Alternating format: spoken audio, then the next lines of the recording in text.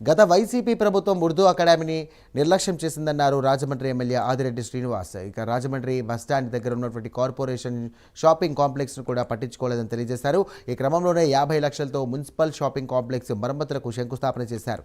రాజమండ్రి నగరాన్ని మరింత అభివృద్ధి చేస్తామని తెలియజేశారు ఆదిరెడ్డి శ్రీనివాస్. శంకుస్థాపన కార్యక్రమంలో కూటమి నేతలు పాల్గొన్నారు.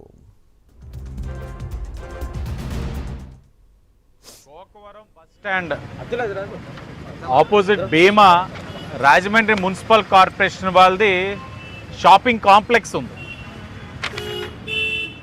షాపింగ్ కాంప్లెక్స్ ఏ విధంగా ఉందన్నది దారిని పోయేవారు ఒక్క సెకండ్ ఆగి ఏ విధంగా ఉంది.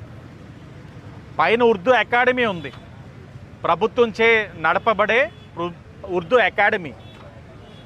ఆ ఉర్దూ అకాడమీ కూడా ఏ పరిస్థితిలో ఉందన్నది ఒక్కసారి గమనించినట్లయితే చాలా దౌర్భాగ్యమైన పరిస్థితులు.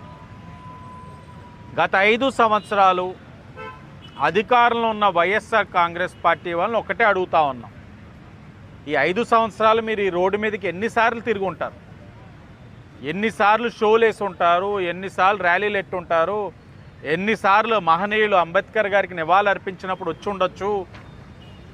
ఇక్కడ అక్కడ ఏదో షాపింగ్ మాల్ కూడా పిలవలేదు సరిగ్గా, హీరోయిన్ ఏదో రమ్మన్నారట, ఏదో ఈవెంట్కి రాలేదు.